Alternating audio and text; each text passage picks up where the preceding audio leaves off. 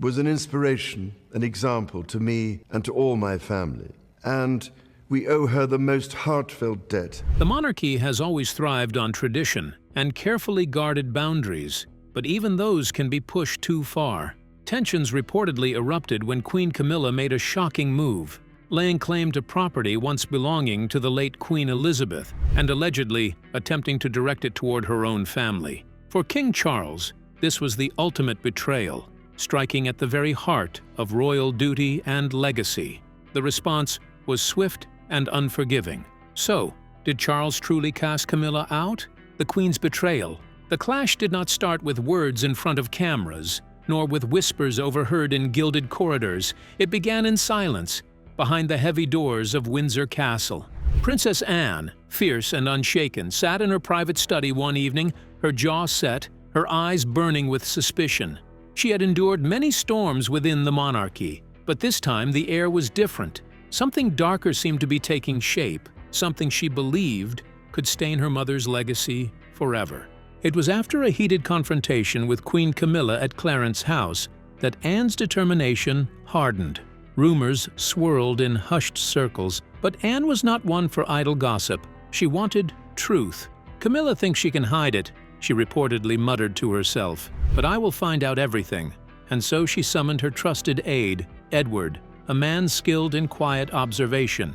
His mission: uncover what ties Camilla's family might be weaving behind palace walls. Edward's findings were enough to shock even Anne, who had seen betrayal before. Documents revealed that Annabel Elliot, Camilla's sister, alongside Tom Parker Bowles and Laura Lopes, had been linked to a private scheme. Disguised under the polished name of Green Investments, it appeared to be a plan to acquire land in Wiltshire and Scotland for luxury resorts. The disturbing part? The funds, according to whispers and financial trails, seemed to be tied to assets linked with the monarchy's legacy, treasures connected to Queen Elizabeth II herself. Anne wasted no time. Evidence in hand, she rushed to Buckingham Palace and placed the documents before her brother, King Charles III. His first glance was one of disbelief, but as his eyes skimmed through the emails and financial records, the disbelief turned into something colder, anger mixed with heartbreak. "Camilla," he whispered, trembling as he pushed the papers away. "She's deceived me. She's used our mother's memory for her family's gain." The thought was unbearable. Annabel managing the designs, Tom offering fine cuisine, Laura curating art, all built on the foundations of Queen Elizabeth's legacy. Charles slammed the desk, his eyes wet with tears. Torn between his love for Camilla and his duty as sovereign, he looked to Anne for strength. She embraced him, steady as ever. "You must act, Charles, for her memory, for the crown itself." An emergency meeting was called at Buckingham Palace under glittering chandeliers that had witnessed centuries of royal trials. The room was tense, like a stage set for a verdict. William stood quietly beside Anne, both resolute. Camilla entered pale, her hands trembling, her eyes darting as though she already knew the storm awaiting her. Charles sat at the head of the long table, the incriminating evidence laid out before him.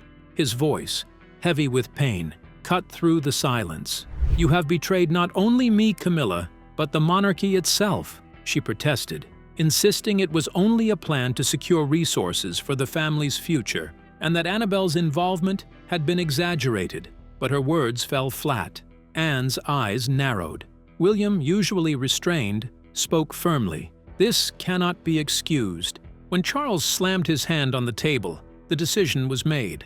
Camilla, though she would retain her title, was stripped of influence and quietly removed from her role in shaping royal duties. For the monarchy, it was a stunning act of survival. For Camilla, it was exile cloaked in dignity. She retreated to Highgrove House, once a symbol of her love story with Charles, now a reminder of isolation. The press circled like hawks, calling it the final undoing of the Queen Consort.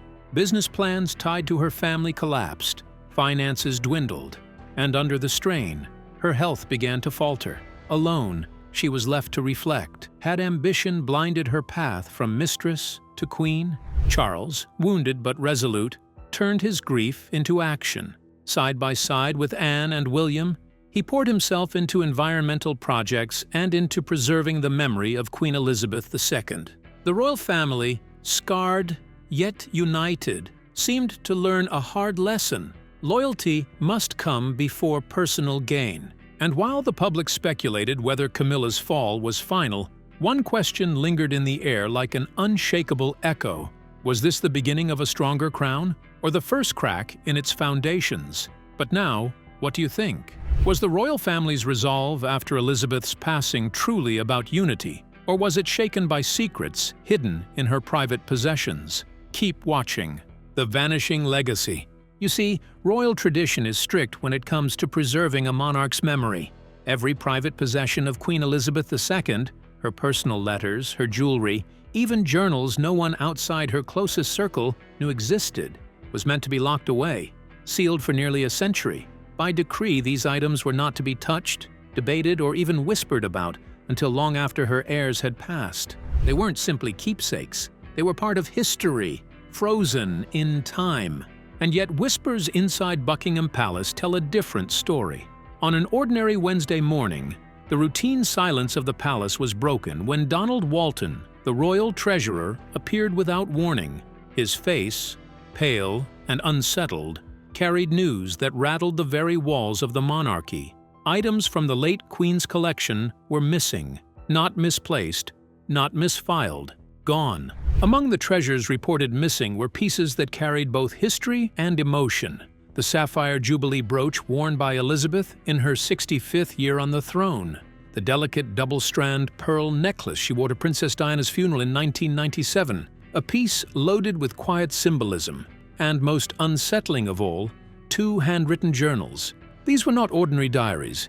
Insiders whispered they contained her reflections during the bleak days of the COVID-19 lockdown, as well as personal letters addressed to her heirs. If such writings ever slipped into the wrong hands, they could change not just how the Queen was remembered, but how the monarchy itself was seen.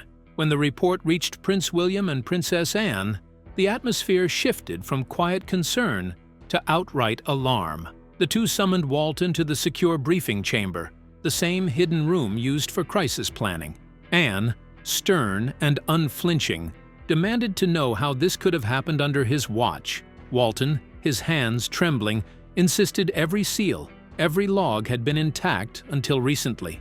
William leaned forward, his voice lower but edged with urgency. If the logs were true, then this wasn't a mistake, it was a breach. By the time King Charles was informed, the matter had already transformed into something far larger than missing heirlooms. Rising from his chair, the king's pale face betrayed both grief and determination. "This is not about trinkets," he reportedly told his aide. "This is about my mother's legacy, and mine." His words carried the weight of centuries. What followed was an emergency council. At precisely 4 o'clock that evening, 4 senior royals, Charles, William, Anne, and Edward, met in the war room deep inside the palace. Queen Camilla was also present, seated quietly but noticeably apart from the others. Trusted staff were barred, and those permitted within earshot were sworn to silence. No records, no papers, no minutes of the meeting would exist. Still, questions remain. Who would dare steal from the Queen's private archive, guarded for generations? Was it an inside job, quietly planned by someone within the royal household? Or could it be part of something larger? An attempt to uncover truths the monarchy has fought for years to keep hidden. For now, the palace maintains its silence. But one can only wonder, when those missing treasures finally resurface, will they return as jewels of remembrance or as weapons of scandal? But what do you think? Does the palace's silence hide respect or a secret yet to be revealed? Keep watching. The truth may be closer than anyone dares admit. The vanishing treasures. There are moments in royal history when silence speaks louder than words, and this was one of them. Inside a dimly lit chamber of Buckingham Palace, a select group of senior royals gathered around the King's Oak table.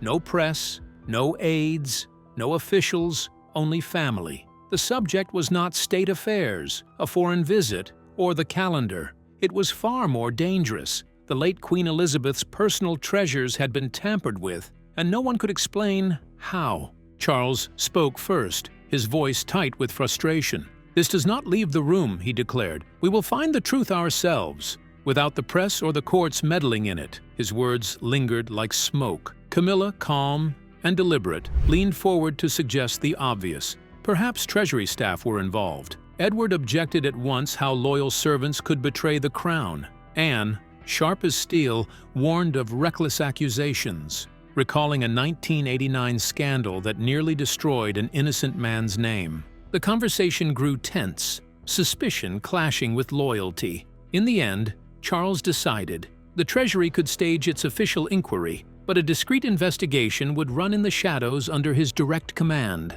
That evening, at precisely 5 p.m., Charles summoned Sir Clement Mallister to his private office. A man seasoned by decades of intelligence and crisis, Mallister had served both monarchs and prime ministers with precision. The king stood by the fireplace, dressed simply, while Camilla sat silently in the corner. "Clement," Charles began, "we have a breach of the highest order. You will lead a private probe. No one must know. You report only to me." The veteran gave a crisp nod. "Initial findings in 10 days. Full report in 30. But if uncomfortable truths are uncovered," Charles's jaw tightened, "then we face them no matter who they implicate." If Charles hoped to contain the matter, he miscalculated. By dawn in May 2025, the news had already erupted across Britain and far beyond. "Royal heirlooms missing. Queen's treasures gone. Buckingham silent," barked broadcasters. And the internet? It did what it does best. It speculated wildly. Was this the work of insiders? A deliberate distraction from larger problems? Or worse, a cover-up? Within hours, conspiracy theories bloomed like weeds in springtime, feeding on the secrecy that surrounded the palace. The pressure only mounted when Donald Walton, the Treasury's chief, held not one, not two, but 7 press briefings in a single day. His tone slipped from defensive to desperate, and soon the media dismissed him as little more than a man drowning in excuses. "He can't even secure a brooch," mocked one headline. To regain control, the palace turned to William. The prince appeared outside Clarence House, composed and precise, offering only a short, polished statement. "This matter is under full investigation. Her Majesty's legacy will be safeguarded. The responsible party will be brought to justice." He bowed, turned, and walked away. No questions taken. It was dignified, yes, but the public was far from satisfied. They didn't want formality. They wanted answers. Behind closed doors, the pressure cooker was reaching its limit. 3 days had already passed since Charles gave his investigator a 10-day timeline. Mallister had interrogated clerks, guards, assistants, even Walton himself. Every logbook was combed through, every fingerprint compared, every alarm tested. On paper, the system was perfect. The palace looked airtight, and yet the jewels were gone. So the question lingered in hushed tones across Britain and beyond. Who dares to steal from the crown? Was it a betrayal from within, or an invisible hand no one had yet seen? But what do you think? Was the crown betrayed from within, or is a hidden hand still at play? Stay tuned as the palace tension builds and the mystery deepens.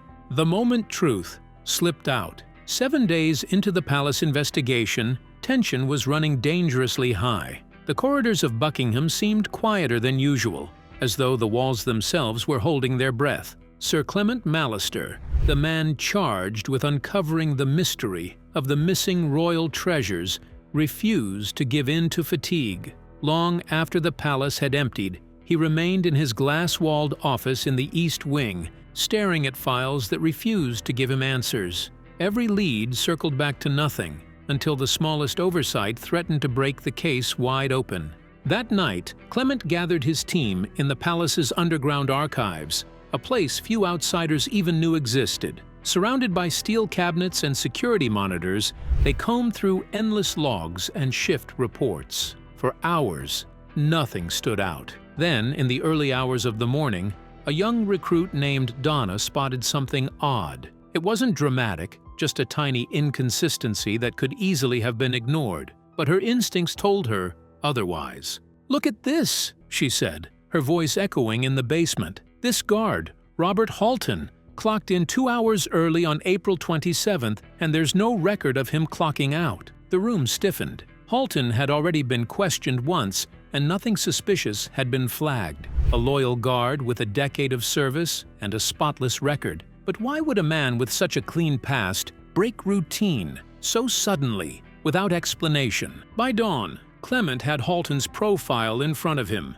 10 years in the royal household, no disciplinary marks, no reason to suspect him. And yet, Clement couldn't shake the feeling that the missing heirlooms and that unexplained entry time were somehow linked. Without hesitation, he ordered Halton brought in, quietly, away from the usual prying eyes of the palace. The interrogation chamber was bare. Just a table, 2 chairs, and a recorder. Clement sat across from him, Donna by his side, her sharp gaze fixed on the guard. "Robert," Clement began evenly, "your logs don't match your shift. You arrived hours early. What were you doing inside Buckingham Palace at 3:49 a.m.? Halton hesitated. He tried to brush it off, claiming he was simply early, walking the halls, doing extra rounds. But his answers came too fast, too rehearsed. Donna pressed harder, reminding him of the seriousness of breaking protocol. The more she spoke, the more Halton shifted in his seat, his composure unraveling. Finally, cornered and visibly shaken, Halton's voice cracked. "I can't talk about it," he muttered. Clement leaned forward. "Can't or won't?" There was a long pause before Halton dropped his gaze to the table. His words were barely above a whisper, but they carried enough weight to send chills through the room. "You don't understand," he said. "I wasn't alone that night. Someone told me to open the East Wing doors." The silence that followed was suffocating. Donna's pen froze above her notes. Clement's jaw tightened. And in that moment, one fact became clear. This mystery wasn't about a single rogue guard. It was bigger, deeper, and far more dangerous than anyone in that room had dared to admit. So, what do you think truly drove King Charles to cast Camilla out? Could this be a result of Camilla's past? We'd like to hear your thoughts. Don't forget to like and subscribe.